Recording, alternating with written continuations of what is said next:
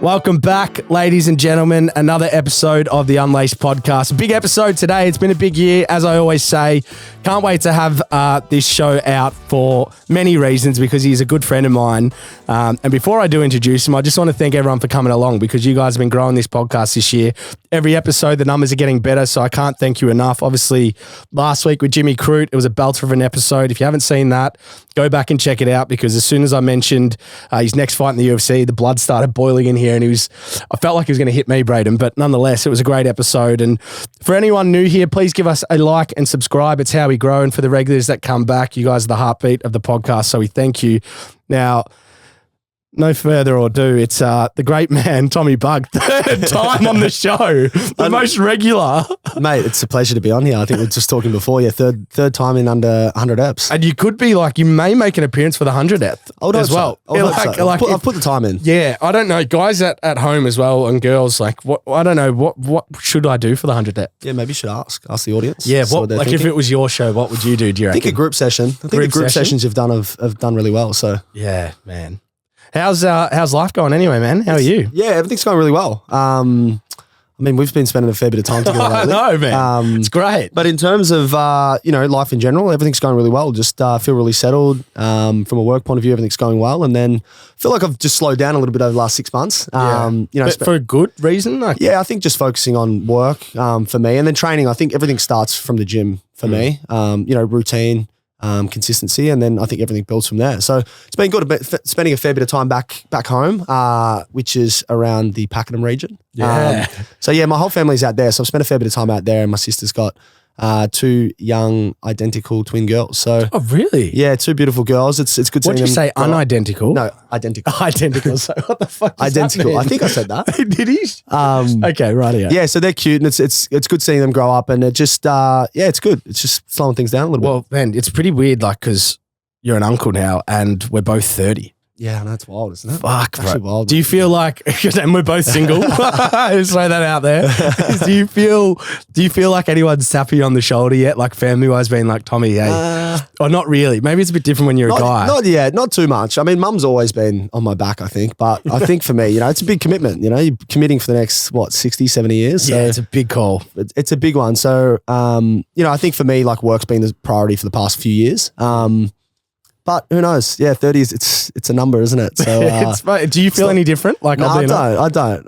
I mean, the hangover's a bit worse, but I think in terms of I still got a lot of energy. I still feel 18, 19. The only thing that feels different to me is when I tell people I'm 30, they look at me like, well, he's a proper adult. Apparently you try to avoid that question. I know. I see why, because people look at you differently. Like, do you know what I mean? I'm like, yeah. No, I hang out with mates that are 27, 28, so I feel like that's true. Hanging out with some younger crowd, hanging around the same crew. Yeah. Now, obviously, you would have watched the Jimmy Crute episode, of course, but because you're such a big UFC nut, and you kind of got me into the UFC as well, because I mean, naturally, Conor McGregor was getting everyone into the UFC, but around the time Conor was super hot, and towards his sort of like once he was the double champ, you actually went to a few of his fights and so forth. And not a lot of people know like how much you love the UFC, but I want to go into that because like when did you get that connection to that sport? Yeah, I think I've always enjoyed fighting in general, boxing, MMA, in a large scope, not just the UFC in general, but I think the UFC's market themselves really well as being the number one MMA company in the world. But I think the love for UFC, it's more a love for, everything that comes with it, the training, the mentality. And, I followed it a lot when I played football just because of the obsession that they had with their, their own performance and training.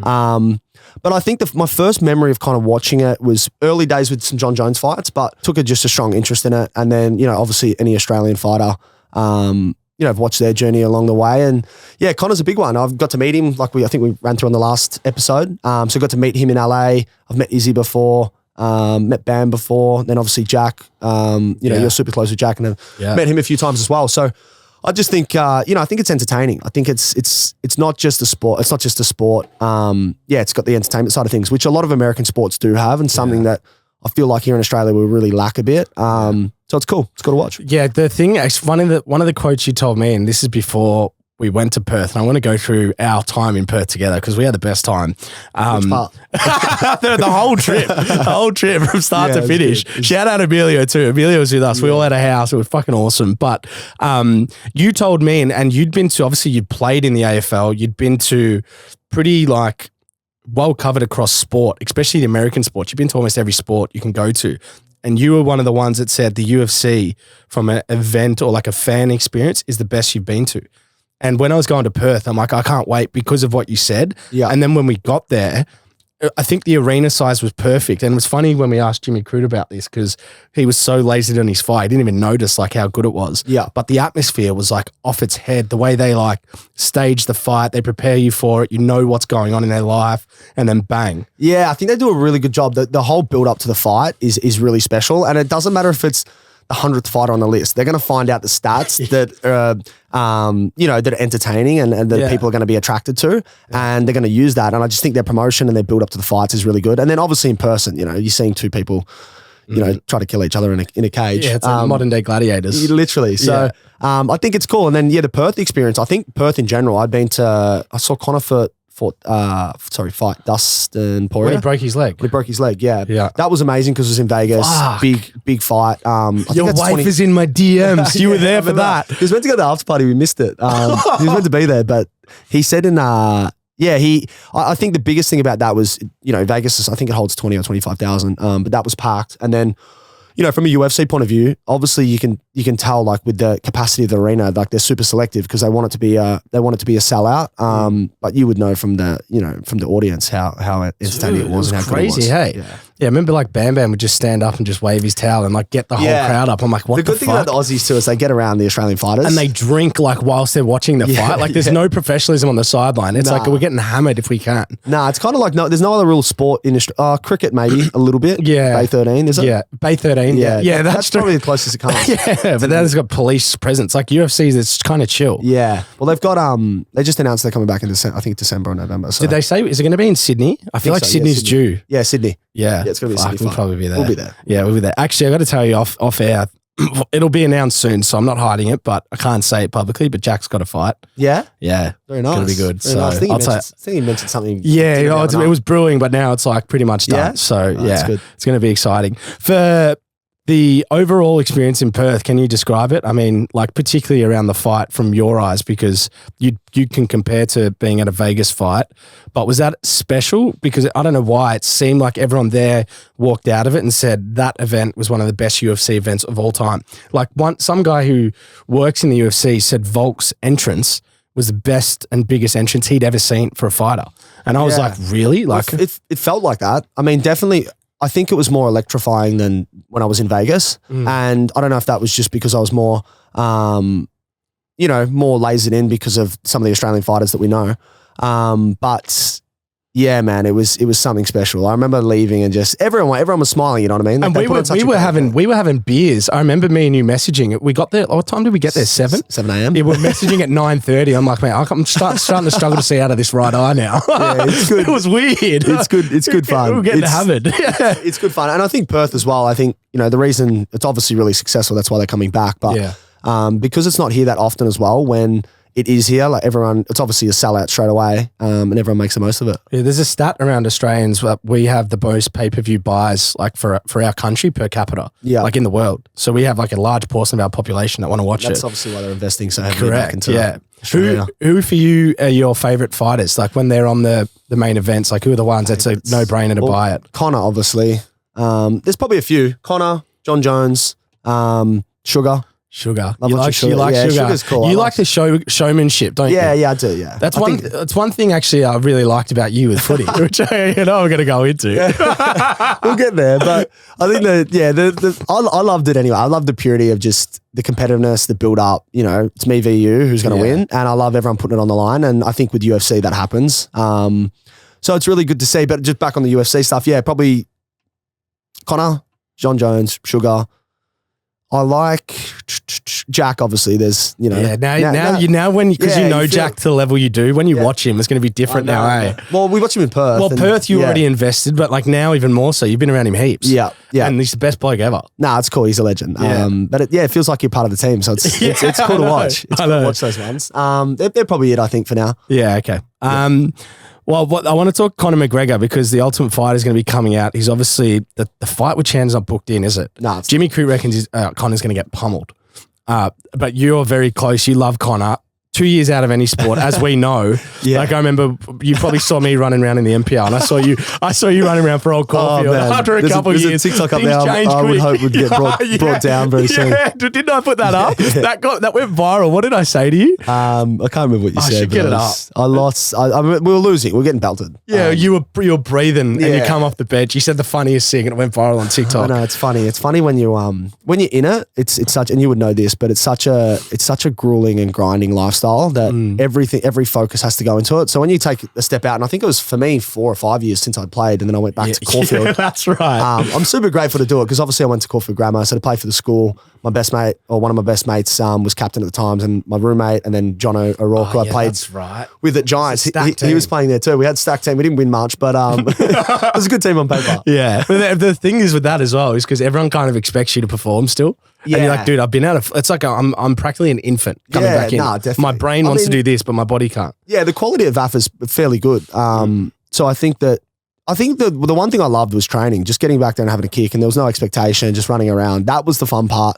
And then obviously, the competitiveness took over a little bit. So I played, and I really wanted to play with my mates, but I think after like 5 or so games, I was just like, this is Are you done now? No. Yeah, done? You never say never. Bag could turn you back in. Not for money. Definitely not for money. I think I think it'd be, if I came back to play, it'd be some kind of challenge, either a personal challenge or something else. But it's cool. I love watching footy now. I generally, there was a period there where I didn't enjoy watching it, but it's enjoy. I enjoy it now. Watch it with mates, watch it with the fam. There's I'm not going to go too deep into this because we've done this before on a few podcasts, but one of the reasons why we honed in on the UFC and probably our first episode, some of the clips went really that did really well, was you talking about the inspiration you took from Conor McGregor, sort of around manifestation with your lifestyle and your operation. I remember when you were coming out of, even when you were at Melbourne, you kind of always saw you had a bit of a business brain and so forth, but you actually kind of created from the mind, and obviously you put yourself in the right situations to have a vehicle out of the AFL, and you were doing it for so long. And then when you spoke about it, it was so interesting. And that's one thing we love about UFC is they call each other out. Like they manifest their success. They're never going to say they're going to lose. They're going to say they're going to do this. Yeah. And from like our sporting perspective, you just don't do that. And so you kind of tinkered on that line a little bit in the AFL, which caused some headlines. Yeah, no, it did. I was in such a space at the time. I was like, with the Conor stuff, I took a lot of inspiration from him, and I think a lot of people in the world do. And I think with any person that's high performing, is if you can take the good parts, that's ultimately what you try to do. And I think it can get a bit gimmicky these days with the motivational talks and speakers, and everyone's trying to do it. But I think when you're looking at it, when you're a professional athlete and you're looking at another professional athlete, you're really trying to take out whatever you can to get that edge. Yeah. And what I loved about him was his obsessive, commitment to training in all facets. And then, also his manifestation. Like I've used it before, it's worked. So I believe it. You know what I mean? It's not one of those things where you just say, oh, I manifested it. I actually have done it and I believe it. So yeah, it's really cool. But yeah, back to the calling people out. Can you give us the situation of what happened? Because I remember, like, you're trying to change the game in the AFL a little bit. There was like some rule changes with like people being on phones and shit. Yeah. Because after what you did. I don't know if it was specifically that moment that I stopped that rule, but I mean, they definitely said to me, no more posting on game day. That come after Jason Johannesson one. So I got to the game. I remember you weren't allowed on your phone 2 hours before. And it was about 2 hours and 15 minutes before. And I was in the car park and Watsy was there. And me and Watsy were good friends. And I just said, let's take a selfie. So we took a selfie. And I added, you ready, ? At Jason Johannesson. And we were tagging him that day as well. But between that 15 minutes, what I heard is that they had a printout and they had it on their sheet, on their whiteboard before they ran out to play. And it would make sense because as soon as I ran out, all of the players, there's a YouTube on video, you can put it up, but they all come for me. And then me and Easton Wood were just like battling out before the siren even goes. So that happened, and then I was just thinking, all right, we're on here. Like, I'm gonna have to play well. I mean, I'm gonna have to play well. Or I'm not gonna be playing. At that point, did you regret doing that decision? Because so you like that? You like the fucking? I mean, I don't know if I sat there. Targeted wouldn't be so fun. I don't know if I sat there and said, "Do I like this?" I didn't really have those thoughts. It was more, I just didn't regret it. I was just like, all right, let's go. You know what I mean? But I remember thinking, like, I'm gonna have to play well today, otherwise, I'm not gonna play. Like, really, 100%. Yeah, your own club would turn on you because you've created more. If we lost by 20, 30 points, and I'm calling out a play before, and we lose, like, we're in some trouble. I'm in some trouble. So what happened? What happened? Did you guys end up winning? Yeah, we won. I actually played well. I think I had 20 and kicked 2 goals, and we won. And they couldn't really say anything, but I do remember Goody after the game kind of bringing everyone in and just saying, you know, no more posting on game day, because the whole talk afterwards was just that selfie. It had nothing to do with our win, how we played, because we actually played a good game. Oh, so it overshadowed everything. So they weren't happy with that, which is, you know, fair enough. In hindsight, at the time, I didn't think I really did anything wrong. So that happened, and then I was gonna do it again. I was actually gonna do it again the night before. But I didn't do it, thank God, because it was the one before the Sydney game. So oh Jesus, yeah, that would have gone south. I had a funny one ready to go, but I thought I better just focus on. Did you know Jason Johannesson as well at this point? Yeah, I did know him. Okay, I mean, so it wasn't like you just picked a stranger out and just said they were coming for you because they were flying. Yeah, I mean, we weren't best mates, but I met him. I met him a few times where it was a bit tongue in cheek, and I thought that wouldn't be too much of an issue, but yeah, I don't know. Dude, I'd love to see more of that in the AFL. Like, I'd love to see blokes just call each other out midweek. I don't think it's ever going to happen unless you've got a coach that enables it. And, you know, I think it's such a grey area where you can step over the line. So, you know, if you're trying to manage 40 guys on the list on what's right and what's wrong on social media, then it's probably taking away from game. But if you say, you know, you look at American sports, in the NBA. Dude, Dylan Brooks and LeBron. Yeah. What you did is like 1% of what was going on there. And that was like, that made that series like watchable. It's one of those things where it's great for entertainment. It's great for people watching, but it's not necessarily great for the organization. And I think, you know, when that stuff happens, if someone's kind of standing out of a line, that's when they come down hard. And that's what they did to me. I think the key with it though, and like forget AFL for a second, but Dylan Brooks, great example. If you do it, you got to play well. Yeah. Like he's now a Shanghai Shark, Dylan Brooks. There's like music about him and shit. Like it's fucking, you'd probably regret it going against LeBron. I'm a Lakers fan, so yeah, you are. I feel like I love that. I feel like he just poor choice of words. Yeah. You know, you're calling someone old, it's great. Yeah. Other people feel like that's a bit of a disrespect, but I reckon it was good. I mean, like you said, it made the series. It made it interesting. Yeah, absolutely. Especially with like when Ja Morant wasn't really like at his best and stuff. Like you wanted to see something in it to make it interesting. Whilst we're just on that, before we go into sort of the next section, I just want to know, because when this comes out, the series I think will still be on. So Lakers Nuggets. If you take your Lakers hat off, who objectively do you see winning that series, and in what capacity? Well, they obviously played today. Yeah. I thought I didn't think they played that well, but I thought they matched them in good areas. I mean, Denver hit all their shots. They were hitting some big shots. Yeah. And Joker, he played unbelievable. Usually if AD scores 40, they win. So I think it comes down to rebounding. You've got to keep Joker away from the ring. Yeah. Yeah. Okay. But I think Lakers can match them. I think all the pressure's on Denver. And I think that, you know, Lakers, it's a big year for LeBron, but in terms of like they feel like they've got nothing to lose. They shouldn't have been there really in the first place. Yeah. And their team's good. I think they match up well. So you reckon it'll go to 7? Would that be? I want a prediction from you. He's curtailed around it. Yeah, I'm trying to break it down. So Lakers have to beat them in Denver, which is, you know, tough. Yeah, higher altitude, and but Lakers haven't been at home. But to win the series, they have to beat Denver at home. So can I see them winning? Yeah. Yeah, I think so. Yeah, there's a bit of doubt. I think it goes to 7. All right, well, Miami, Boston. Everyone's kind of leaning towards the Celtics, but they got Jimmy Buckets, man. Can't doubt Jimmy. Jimmy Buckets is playoff man. Can't doubt Jimmy. Level. I know what he did to the Bucks was just crazy, man. Yeah, dude, I actually watched a clip about him today when he was in Minnesota, and he was renegotiating his contract because he does it himself, doesn't he? Yeah, and he didn't turn up to like the preseason camp. And he turned up to like day 3 of like training camp or whatever. And he turned up and they started like all warming up. They're all running laps, and like Jimmy wasn't running laps. He was like getting stretched out and shit. And then I think it was Coach Thibodeau, his old Chicago Bulls coach, said they're doing a scrimmage, and Jimmy's like, I'm in. Got up, laced himself up. And then he's like, all right, starting 5 was like Jeff Teague, Jimmy Butler, Carl Anthony Towns, someone else. Like they're starting Their five, first right? team, yeah. Yeah. And then Jimmy Buckets is like, nah, I'm not on this team. I'm going with them. And they got these like 4 guys, like they called them the Brown Bears, who weren't like the best players, but they were solid, but they weren't going to be in the starting 5. Yeah. So we went and played on the shit team. And from the first tip out, Cat got the ball, stole it off him, went down there, just started talking shit. And he goes to the GM and everyone, like Jeff Teague's telling, he's like, go to the GM and everyone. He's like, man, I am that fucking guy. Pay me my money.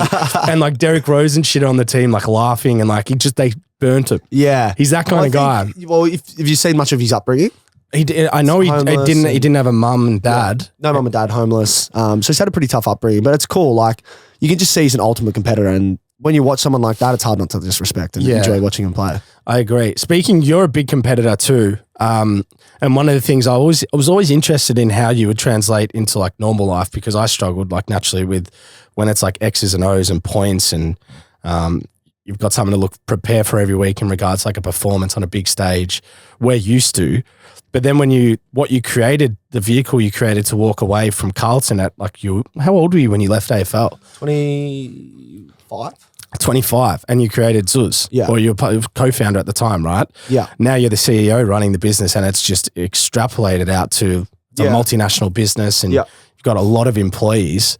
Like, how is it all going now? Because we've spoken about it in the past. So for those that want to hear about sort of the DNA of the business, which you can touch on, but how it started and so forth. But where's it all going now for you? Yeah, no, for sure. I think definitely when you finish, and football and professional sports at that level, it's so routine based. Yeah. And you've got people telling you where to be, what to do, and you've got there's a full team of people telling you what to do. Yeah. When you set up your own business, you've got to motivate yourself and you've got to find the answers. And I think it comes with experience and adjusting, and also surrounding yourself with good people. So, having good partners or having great staff or, having great clients. That's the thing that I've really focused on. I've also got great partners that help out in areas that I'm not, it's not a strength of mine. Yeah. But I think it's about learning. It's about getting to the end product. You're not going to have the end product straight away. And it takes some adjusting over time. But now feel like, when you're a small business and when you're a startup, there's no built-in structures. You've got to make them your own. And that's kind of the fun part too, because, I don't want some, a business that's really corporate where it's got no identity. I want, a fun environment where my staff are empowered, they enjoy their job, they want to come in and they genuinely love what they do. And I think if you build an environment like that, then it's a really easy, it makes, life a lot easier, but it makes it easier to scale as well. And, I think in terms of where the business is going, we launched in the US after, 18 or so months. That's where the biggest market is. But we want to be in Australia, America, UK. We're going to launch in the UK later this year. But man, it's just, it's fun. It's enjoyable. I genuinely love what I do. If you look at it, from when I was playing football and having a manager, and then we've got influencers now that we manage, it's a similar type setup. So I really enjoy passing on knowledge that I see in younger creators that maybe don't have the experience yet that I went through. And just, that side of things I really do enjoy. For those that don't know, so Zooz is an influencer management company, essentially. Yeah. So you're managing arguably some of the biggest influencers around the markets that you're in, which is UK, US, Australia. We represent creators across the globe, and, primarily on YouTube, Instagram, TikTok, and all the major social platforms. So I think for us, our main objective is to maximize and monetize the girls or the guys' platforms that we manage, that we represent. And, at that age, a lot of the people that fall into being an influencer or a creator, they don't necessarily intend on doing it. So they just start posting content, they go a little bit viral, they start to build a following, and then it's like, what do I do? Yeah. So that's our expertise, and we come in and we help them basically set that up. How do you create a fun environment to work in? Because I know your personality naturally is a fun, happy-go kind of guy. Is that just that kind of filters out into everyone, or do you kind of set things in place? And yeah, I think how you structure the week, making sure that the people feel important, they feel like they're genuinely contributing to the company.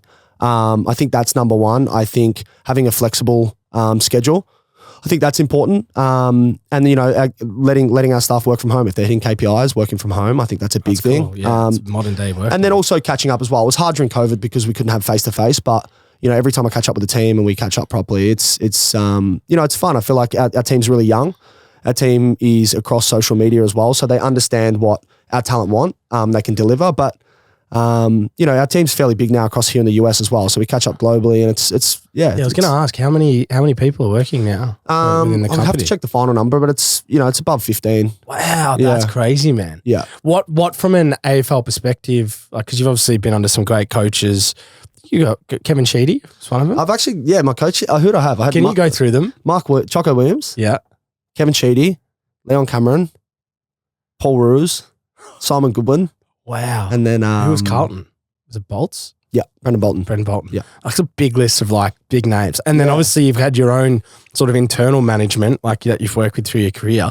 So what from that sort of group has helped you to be sort of a leader in a business perspective? The coaches? Yeah, like coach. Well, I assume because that's probably the only form of leadership you've had before Zooz, outside of like the business kind of the board management and the mentors. Well, we had the pathway of becoming an AFL player with AIS, Australian squad, Victorian squad. So you come across a lot of different coaches there, like coach with Nathan Buckley in under 16s, Matthew Lloyd, Michael O'Loughlin, Jason McCartney at AIS. So you on that pathway, you actually meet a lot of different, coaches or a lot of different people in different fields, even, coaches from all different types. So different sports, from across the globe, been to some NBA clubs where you just, you get to go through and meet a few different coaches and whatnot. And I think, from my personal relationships that I've dealt with, with coaches on an intimate level, I've learned a lot from a lot of different people, but I think, the one that really sticks out was when I was younger with Choco Williams.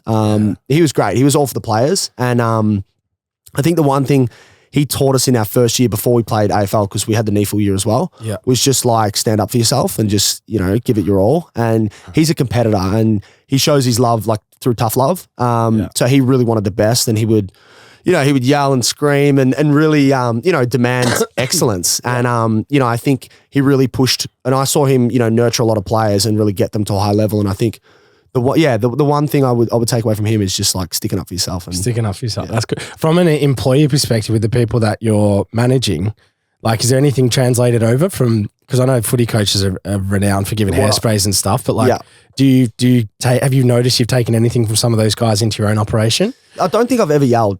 I've never yelled. I can't see you. I've never yelled. Even when there's been some challenging moments, I've never yelled. I find, with age as well and experience, the calmness. You need to come up with a calmness. I think if there's a challenge or something's gone wrong, all your employees are looking to you for the calmness and the leadership. So I think at that point, I've never been to, and the other thing, from the experience I went through when I was at Melbourne and we had the suspension. I felt, I went through this last episode, but I felt like there wasn't too many people that reached out. Didn't feel like I had too much support. Yeah, that's crazy. So when something goes wrong, or say one of my employees mucks up, or, something happens within the business, I don't point fingers, and it doesn't even matter what happened. It's, how do we make sure this doesn't happen again, and why did it happen? And then understand and educate the employee or the person as to, what went wrong or why it went wrong, and then help them, upskill to get to a point where that doesn't happen again. I've never asked you this, but it might be a hard question to answer, but why do you think not many people were there for you through that process? Because I feel like you're actually a really nice guy. Yeah. I've known you for God knows how long, but it's such a weird one. Even like, it must have been like a real eye opener. Yeah. At the time, I won't say everyone, because I think Maxi Gawn reached out a couple of times. Christian Petrarca, that's the ones that I remember. I don't know. I think it's a tough one. The club's come down hard on me and said that like I was the problem. So I used you as an example. Yeah. Like almost like to draw a line. Yeah. And, I think that some players are probably a little bit scared, if they're associating with me, especially when I was away from the club, that could impact the way, they're viewed at the club potentially. But I think, in that environment as well, it's tough because there's so much going on, you know what I mean? You're so invested in yourself as much as the team and the club. You're so invested in yourself. You're going to play this week. What do you got to train? How do you get better? What are you eating? Like, there's so many different things that sometimes you're not thinking about other people. And that's what great clubs do. They try to instill into young players that it's all about caring about your teammates and creating a really good bond. But I think I just fucked up at the time, and it was just like, it was kind of just like you deal with your stuff, and then when I come back, it was all love. Everyone was fine. You got through it well. Do you find the players were? yeah, indeed. Yeah. Do you find that you're a bloke that reaches out to like people now when they're gone down because you've like been there? Yeah. Do you know what I mean? Yeah. I feel like you would naturally because you're like, fuck, I kind of know what they're going through, and you went through on a different scale. Yeah. Not only just reach out. I think I also have a lot of empathy for it. So when I see someone cop it, Dylan Brooks, for instance, we talked about him before. Yeah. As much as like I think he fucked up and like he shouldn't have done it. Yeah. He's a great player. Like, well, not a great player, but he's great defensively. He offers a lot of value to that team. So to see him probably not get a contract with them and then be a bit dicey whether or not he gets another contract with someone else is a pretty harsh. It's awful. It's pretty harsh because some people don't realize as well with sport. Like some people need to do that to get them the best out of themselves. Well, it's not necessarily he fucking hates LeBron. It's like it's the only way Dylan Brooks can play A+. Yeah, that's his standard. That's his thing. So. That stuff's a little bit harsh to see. And then, you know, you obviously see with some of the AFL stuff that happened over the past 12 months with guys, they muck. I think the hardest thing is they muck up and it's point the finger rather than like, hey, a lot of these guys are probably between 18 and 24 in that demographic where, you know, you got to look after them because obviously with mental health these days and whatnot as well, as soon as people muck up, they know they've mucked up. They've probably got a high level of anxiety or high level of remorse. Yeah. And then it's, you did it wrong, or it's like the media just bash them where it's like, you know, how do we make them better? Yeah, correct. That's a really good point. Well said, man. I actually think this next question is going to make me laugh, but I think if anyone from Muscle Chef is watching us, I want a sponsorship. No, you need to be like a full-fledged ambassador. Yeah. Oh, yeah, because mate, you are unbelievable. And what I'm leading to here is you and I are very rigid in the sense we're used to structures and disciplines, and now we're kind of in a position where we make our own structures and disciplines. And you're a bit like me in the sense you do everything to an extreme. So like when you diet, you go like next level. Yeah. When you exercise, you'll go next level. When you don't do anything, you'll go next level and like enjoy yourself. Do you know what I mean? Yeah. How are you coping with that now? You've been out of the game for sort of a period of time. It's a tough one. Yeah, it's a tough one because you've got no restraints, right? And you know, I've just had 10 years, well, probably longer because, you know, I didn't drink much when I was younger. I was really focused on footy. So up until I don't think I got drunk first till I was 18. So, yeah, me too. Yeah, so like my whole life, just say 20 years because I started when I was 6. That's why we have a drink now because we're 30. Well, look, mate, when you were drinking at 14, we were running suicides. Yeah, literally. But, do you know what I mean? Yeah. Like, so I think when you do something for 20 years, you want to let your hair down a little bit when you finish. And then I think just with time and understanding responsibility, it makes me think, you know, how do I get myself to a level where, you know, I'm responsible and accountable and whatnot. And that comes with structure. And I think I know myself very well now where even if I have the best intentions, it doesn't necessarily mean that that's, you know, I'm going to execute on that. So the muscle chefs, for instance, if I'm muscle chefing, I'm doing it like every meal for every day. Yeah, I know. Like there's no way out. And the reason for that is because, you know, I could have one in the morning and one at night, but if say I'm matching like my macros, so proteins, carbs, calories, even if I have a chicken Caesar salad at lunch, the fact that I just don't know exactly how many calories, proteins, that bothers me. Yeah. Maybe it's a fraction, like a little bit of OCD, but I just, I know myself to a point now where the muscle chefs work. They're good. They taste good. And, you know, it's a way I can really keep track of that. Yeah. Do you know what's funny is because sometimes you stay at my house because you're living out in Pakenham at the moment. If you've got a meeting in the morning, you'll stay at mine. I remember laughing one time. You called me and like, do you want me to bring anything around? I'm like, nah, man, all good. And you're like, do you want some muscle chefs? Do you want picking some up? Some muscle chefs? They're really good, man. I was like, bro, are they paying you for this? It was so funny, man. No, they're good, man. They're good. They've got a good range, high in protein. So if anyone's watching. Hey legends, just a quick break in this episode to thank our partners, Dabble, the gambling agency, where you dabble socially and gamble responsibly. Please only bet what you can and are willing to lose.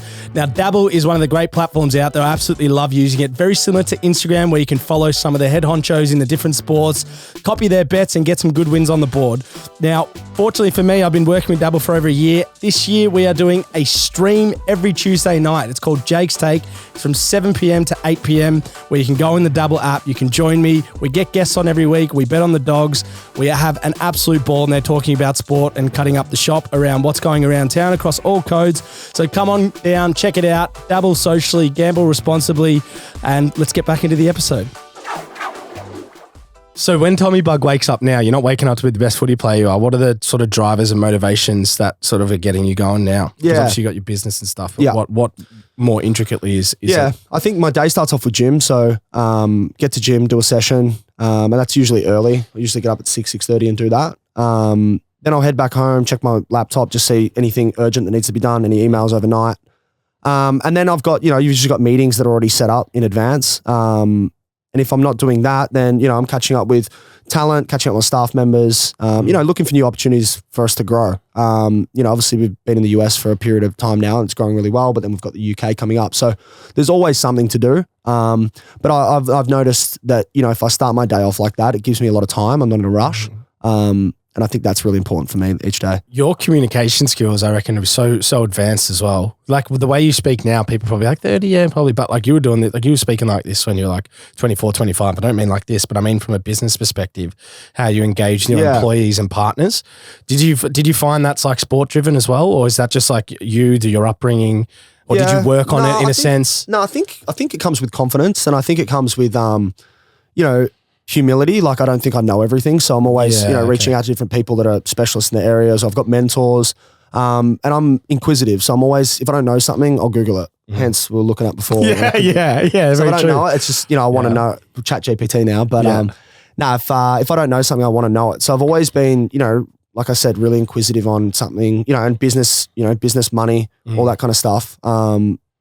It excites me. So I want to know as much as I can about it. It's interesting because people have different pastimes now as we get a bit older. Like for instance, mine's probably golf. Some people still play local sport. I know yours is fucking, do you know what, mate? Do you know how good this guy is at temping bowling?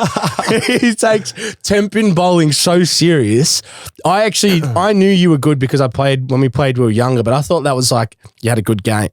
But you take it, no, it's actually like still ongoing for 10 years later. Yeah. So give me some detail on this because I find this fucking hilarious. It's a weird one, but it actually, funny enough, there's a story to it while we started. So we started in I'll explain it. Okay. So when we're 18, I got drafted to the Giants. I was 17, and we went up there and lived, all the boys, and we're actually sponsored by AMF. And they had a bowling rink right near where we trained. So me and Jezza Cameron used to go there.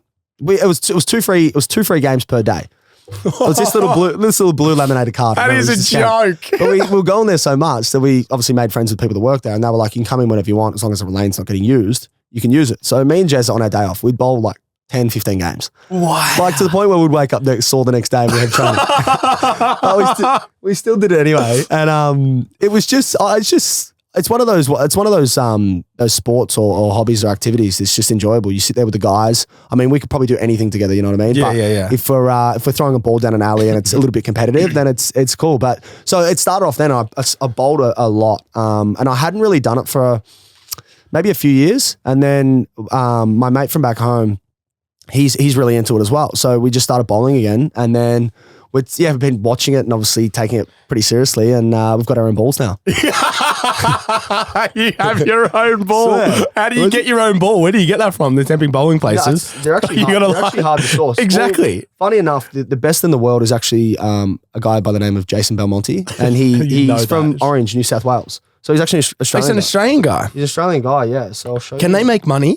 Like, do they make money, or is it like? No, this guy makes some serious money. Really, there's money in temping bowling. So what do they do? Do they represent their countries, or they go as individuals, like the PGA There's Tour both. and shit? There's both, but usually individuals for the world champs, and he'll go and he gets paid sponsorships. He gets paid, prize money. What the fuck? I'll show you this. Hang on. Dude, maybe we need to get like a temping bowling guy on. Maybe we get this guy on. Get Belmonte on. Belmonte. He's a hard man to catch, but I think. Oh yeah. Right, So it's what like? On there. Wow, that is crazy. Can we hold that to the camera? Is that? It's got, what has it got? Storm on it. It's called a storm ball. And then and then I've just got another one as well. That's the So you've got one of his. There's a strike. That is a joke, bro. That's just a photo. But so wait, because when you bowl in bowling, you wait for the ball to come back. You just grab another ball. Are you waiting between each bowl for your ball to come back? I've got two balls now. Oh, so but one's a strike ball, one's a spare ball. Get that? Is that a thing? No, it's proper. Okay. Yeah, it's I like thought you just made this up. I'm going to show you some clips after this. Okay, all right. I'll show you. And then the other thing is you're actually quite one thing I noticed with you, and I actually don't know much about this, and I need to learn the game, but I always see when you're like with me, you're always playing a game of chess online versus random. Yeah.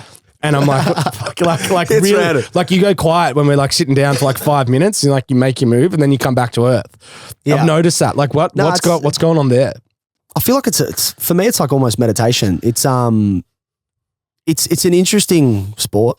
It's actually taken off a lot, especially chess.com. It's yeah, it's taken off a lot. It's so easy to play, but I think the reason I love it, I used to play with my grandpa when I was younger, chess and checkers. Okay. So I remember when I was 8 or 9, I used to play with him.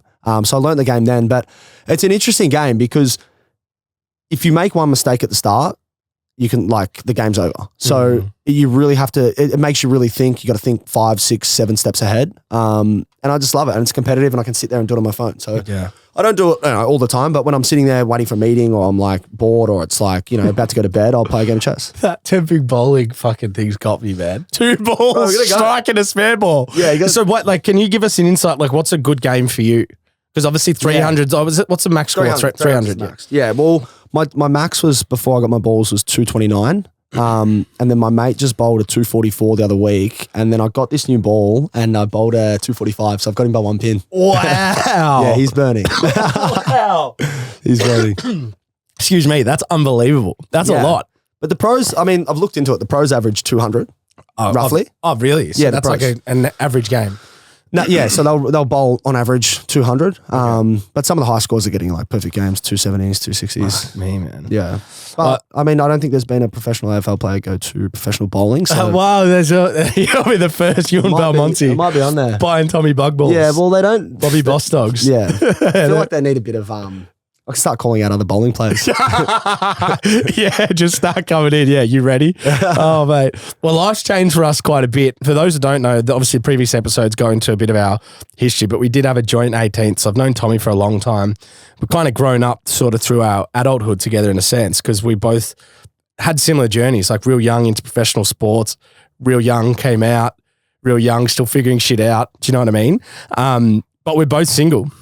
It'd be remiss of me to not ask you with those beautiful eyes how the dating life is, how the ladies are, because it'd be pretty hard for you, like when you're a CEO of a business as well, to make time, because you make a lot of time for your friends, like your close mates. So I'm always curious to know like how that's going with you. It's an interesting one. I think for me, it's the focus when I finished football and.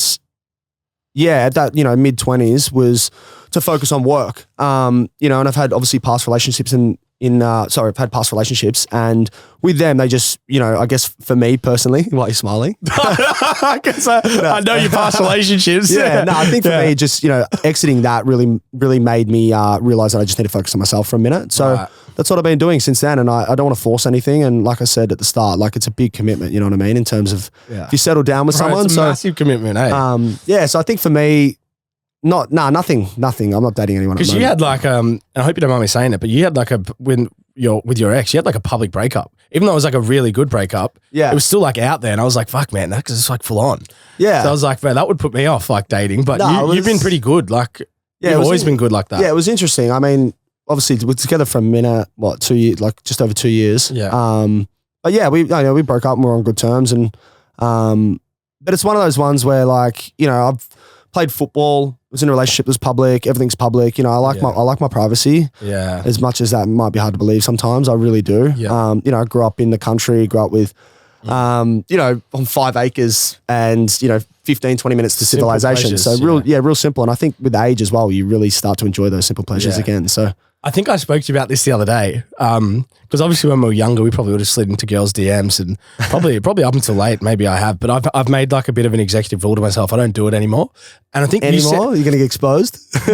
No, it's just like, I just feel like maybe because I'm older, I'm like, I don't like hitting up strangers that I don't know. Because like, it's not a game to me anymore. Like I can't be bothered. But and I think you said something similar to me and I was like, okay, that's interesting too. Because you kind of said that like, you're not really a big person at DM, which I reckon would shock people. Yeah, I think, I like if I'm going to meet a girl or go on a date, then I'd like to, have some sort of idea of what they're like and see if, not just to see if there's, I guess a connection or some kind of chemistry before that happens. And I feel like if you're DMing on Instagram, you're not really going to know what that person's like. It's pretty much Instagram's the biggest dating app in the world. Yeah. People think it's social. It's like they think it's Tinder. It's like Instagram's for dating. But It's not to say I don't do it here and there, but I don't sit there every day DMing random girls. That's for sure. I think the reason for that is just that, like I said, like I want to know what the person's like. So if we're out at a cafe, club, I'd rather approach a girl and like speak to her and get a sense of like what they're like before committing to an hour or two dinner. I like it, mate. I like it. Well, we can't have the big dog on and not talk AFL. Nate, give us 5, Nate. Give us 5. It's a money channel. We've got to talk a bit of AFL because I want to talk through this season. It's been a pretty good season. Obviously, you've been affiliated with some clubs that, doing well, not doing so well, but just start at the top with Collingwood. That's obviously hot off the press. Everyone loves talking about Collingwood. Everyone loves watching him, which is incredibly surprising because no matter what Collingwood used to do, people would hate him. How impressed are you with their brand of footy? Because they've kind of changed the game in a bit. They don't really have an out-and-out ruckman. They don't have a key forward. You don't have a key forward, and they're winning. Yeah. No, exciting to watch. I love watching Collingwood. I feel like it was a little bit like when Richmond started getting good. Everyone didn't like Richmond. And then they play a brand of football that's just so exciting to watch that you end up barracking for them. Yeah, obviously, your good friend Geordie plays as well. I'm kind of with it, but even you'd watch him and be excited. But like in general, they're fucking unbelievable. Yeah, I think they're young. You can tell when they play together, they love each other. With Braden Maynard, you can see he kind of epitomizes what they're about. But it's good to see. It really is. I think they play an exciting brand of football. I think they've got a great coach. And you look at what Nick Dacos is doing as well. Yeah. You know what? I think I might have spoke about this a few weeks ago. I'd be interested to get your opinion on this because obviously he's immensely talented. And I think like whatever the Dacos boys are doing as kids, like everyone needs to do because even Josh, legend. I don't think Josh gets enough credit for like his performances because of how well his brother's going. But like Josh is in the top possession getters every game. And I think you'll find like their disposal efficiency will be super high. Yeah. That's why like people talk about Nick Dacos gets a cheap kick here or there. So he should because his like efficiency is so good. You want the ball in his hands. But with Nick Dacos, I feel like a bit upset for him in the sense of like people are talking about Brownlow, BNF. It's like year 2. It's like if he gets those things, which hopefully he does, it's like it's an expectation. It's not like this is unbelievable. Yeah, where it should be just like this is an unbelievable journey. Let him ride it. Yeah, do you know what I mean? Like I think the way the media works these days, it's inevitable. Even fans though, I think it's inevitable. As soon as you raise that standard and you have those type of performances, that expectation gets, put on you. And there's no real escape, especially as I mentioned, like their dad played AFL. So it was already that level of expectation. They've far exceeded that already. Josh is a star. Like you watch him play, the way he uses the footy. But yeah, Nick, I mean, it's just wild. It's wild to see because, clubs are trying to nullify him and he's still getting 40. Yeah. So it's impressive to see. I would have loved to see, a Cameron Ling or a Ryan Crowley on him. Yeah. Just to see how he goes on that. But he wins a lot of his ball uncontested, which like you said, it's not a bad thing. If you're getting 40 touches a game and you're using it, great. Wow. I mean, I would have taken 20. I would take half of that. Yeah, I know. He's getting like 20 by like midway through the second quarter and you're like, what is going on here? I think they're going to be favourites. I think they're the team that's going to challenge a team like Melbourne. Yeah. Who would you? I actually spoke to a radio broadcast. Adam White, his name is for those if they don't know. He's been in like football media for 25 years. He said to me yesterday, I'd be interested in your opinion on this, that he has Melbourne and Brisbane as his 2 top teams, and then Collingwood, like in regards to winning the flag at this point of the season. Like, what are your thoughts on that comment? And do you sort of see Melbourne and Brisbane being really close to like winning it in a sense? Yeah, I think Melbourne play a really strong brand of football. They've probably a couple of games this year they've been inconsistent, but I think if you look over the past 3 years, they're playing pretty much similar footy.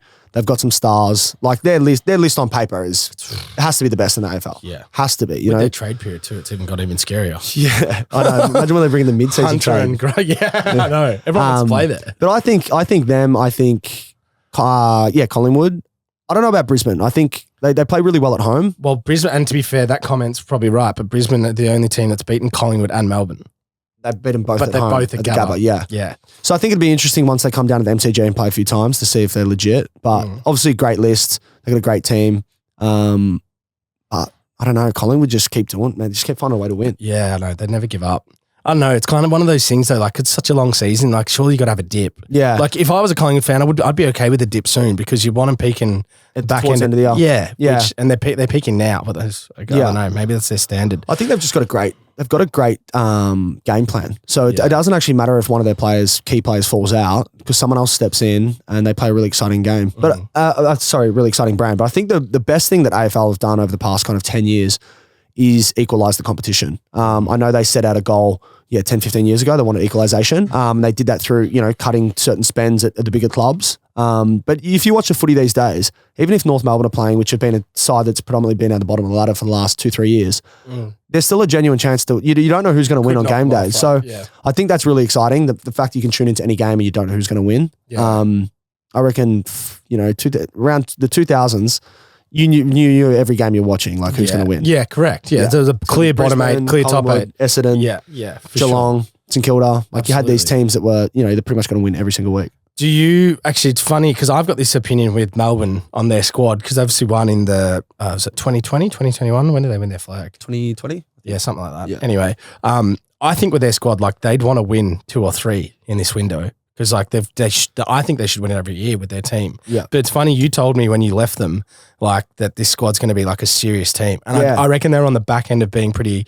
Like starting to come okay under Goody, but like they were still not. Yeah, they still hadn't broken the shackles of like Melbourne's terrible. Do you know what I mean? In a sense? I think they started from the ground up and they just built the list. They everything around the club. It was a big club change, and I think that's going to help them, sustain success. But if you look at their list and you look at Chris Matraka, Oliver, Viney, Gawn, Grundy, May, Fritz, Ben Brown, like you've just got name after name. I think when you've got such great players. And you can see these players as well. They're not just out there to get touches. Like, you look at your Viney's, he's still tackling. They win every week he's getting better. Yeah, Viney. He is a great player himself. Yeah, but he's like getting better this year as well. It's fucking good on him. So it's good. If someone's having a bit of a down, period, they've got guys like Viney that can step up. They've got some young kids, that Van Ruem, nearly got suspended for spoiling a ball. Incredible. Yeah. Tribunal, mate. But good, tribunal. No, they looked after him. Yeah, I know. Yeah. I was trying to spoil the ball as well. Look after some. Not everyone, mate. No, what interesting, and I think I spoke before this. I really enjoyed the podcast. Shout out Tommy Mitchell and Ball Magnets, because I think they're number 1 in the country at the moment. But their episode with Josh Giddey and Pendles, they spoke about something that's really interesting, I think, to Australian public, but from a soccer perspective, I'm like, it's a no-brainer because it's in every soccer league in the world, is having sort of like a play-in option from the perspective of now you can start to see, I think it's the bottom 3, was it Hawthorn, West Coast, and who's the other one? On the bottom now? Yeah, and North Melbourne. West Coast. Yeah, West Coast. Yeah, those 3. So like they're almost out already. Yeah. But in the sense of in the football world, you've obviously got soccer world, you've got playoff relegation and promotion, but also to get promoted, the top 2 teams in, like, so for instance in England, you've got 4 leagues. The top 2 teams automatically go in the league above, but then the next 4 play off for the 3rd spot. So there was a comment made on the podcast that I was watching, and it was saying, would that be not beneficial for the AFL? What would they be playing for? Maybe the 8th position, the bottom 4. They have a semi-final. Oh, you mean like 9, 10, 11, 12? Instead of having a bye week, you might do some sort of play-in. Yeah. Because then it creates those dead rubbers actually have a purpose to fight for. Yeah, I like that. NBA doing it now as well. Well, NBA, like most leagues in the world do it. AFL doesn't. Yeah, I think it's cool. I think that's cool, and I think they should do something around the bottom of the ladder, around the first draft pick, like a lottery. Yeah. So the bottom 4 playoff as well, and whoever wins gets the draft pick. Because it's pretty, like, you're probably not going to watch a West Coast North game now, but if they were playing for something, you might watch it. Yeah, you mean from whoever finishes 9th, 10th, 11th? Well, 12th. Something like that. They play like semi-final, bang, like, because they take that bye week, and then I'm sure it's a revenue thing for AFL too. Yeah, they'll be making, that's cool. Like that. Yeah, NBA. Lakers would not be in this position without it. AFL looking for a new CEO, aren't they? Hey, you're right here. Well, it's a boys club, mate. They could get in there. What's your what's your top 4 for this season? Because I know we spoke of some of those powerhouses, but do you have any locks so far? Because I love, one of my favourite things for people back home is I send Tommy my thoughts on AFL and I just get him to validate, and he comes back with this very meticulous view. So I think I've done well for you. You have. You've done very well. Let me just look at the current ladder. I think I've got 7. I know it's Pies, D's, Lions, so the top 3. I think the top 3 are going to stay. Bulldogs are coming as well. Bulldogs are starting to look like a bit of an I think Collingwood, Melbourne, Brisbane. I'd have to look at the run, but I don't mind Port Adelaide. I think they're strong at home. They've got a good game this week, Port Adelaide. Do they play Richmond or is it Geelong? Richmond, Essendon. Richmond, Essendon. So it might be Port's playing someone decent. That's going to be Carlton. I think they're playing. Melbourne. Oh, Melbourne. Yeah, there you go. Yeah, big game. It's a good test. At Adelaide Oval. Yeah. Well, we'll know the result when this comes out, but yeah. it'd be interesting. Yeah, top 4. So what do you feel? Yeah, I'm going to go Collingwood. I'm going to go top 4 there now. Okay. Oh, yeah, really? Yeah, you don't think that'll move? I think they'll move around, but I think Port. Yeah. Wow. Yeah, I like Port. Ken Hinkley. Yeah, I like Shout out to him. I thought people always say this is his last year, and then he just keeps coming. Yeah. I think they're my top 4 that I'm going to go with because they're going to be decisive. Yeah. But I think Geelong could get back up there and potentially Adelaide. Okay. Interesting. I like Adelaide. I just hope Carlton makes the finals. Well, yeah. Oh, yeah. Do you have an opinion on Carlton at the moment? Because they obviously, last year they did the same thing. They started really well. They seem to have an incredible top end of personnel in regards to like some of the best players in the comps play for Carlton, but they always seem to slide a bit. Yeah. Like, what do you think? There's something there that needs to change, or is it a bigger sort of problem than we think? It's a hard one. Like Vossi's only been coached for a small amount of time. Like I think as a society now, we want things instantly and they want instant success, but you've still got to accommodate the group. You know, new coach, you've got new players that have come in. You know, and it's a process. It doesn't just happen overnight. And I think they're trending in the right way. They're playing some amazing football. Watch on the weekend against Bulldogs and like they nearly win the game, but it's just they play a couple of bad quarters and it costs them. But their personnel, I don't think they've ever been at a better spot right now with the personnel they've got. And I think if they can just get the ball to Charlie, man, he's going to win the Coleman and they're going to play some deep finals footy. Scary forward line, man. Really scary. I've got a few quick fire footy questions for you that hopefully you're sharp-witted enough, but some of them might make you think. But for you, best player you ever played with? Doesn't have to be a big name, but just someone you really admired how they went about it and their actual output. Because some things, just quickly on that, some things when you play sport at a high level, you notice some people go to like this heroic status in big moments of games and you're like, fuck, that guy's a superstar. Do you know what I mean? Yeah. Can I say 2? 2, please. Probably Jezza Cameron. Oh, actually, no, there's probably 3. I have to go 3. Okay. Jezza Cameron. Yeah. The fact that when he first started, his first stint of AFL football, it was like a part-time job. he would just rock up and kick goals and just play well. Really? Yeah, man. He was just the biggest country guy ever and didn't take things too seriously. He was super competitive once he stepped on training or on the footy field when he played. But outside of that, didn't do too much else to Did he struggle living over there? Like with his sort of upbringing? He liked it. I think he enjoyed Sydney, but definitely by the end he loved Sydney. So I think Jezza, and then also seeing him go, you know, to what he is now, is literally one of the best players, if not the best player in the comp. Most dangerous player. And I just know how he is now, a lot more dedicated to, you know, to his craft. So it's kind of cool seeing that transition. Toby Green. Yeah. Toby's one of the ones where he's just special. There's no one that you'll never get anyone like him. What is it about him? Because he's not super tall, he's not super quick. Yeah. But he's like, he's quick. He's actually deceptively quick. Is he really? He's deceptively quick, really strong. I think he's got a great footy IQ and just a competitive animal. Like me and him. Did I tell the story about me and him playing FIFA? Nah, but it doesn't surprise me. Yeah, me and him used to punch on all the time. Proper punch. I had a broken knuckle one time. And we were playing in Devon Smith and Tay Adams' apartment.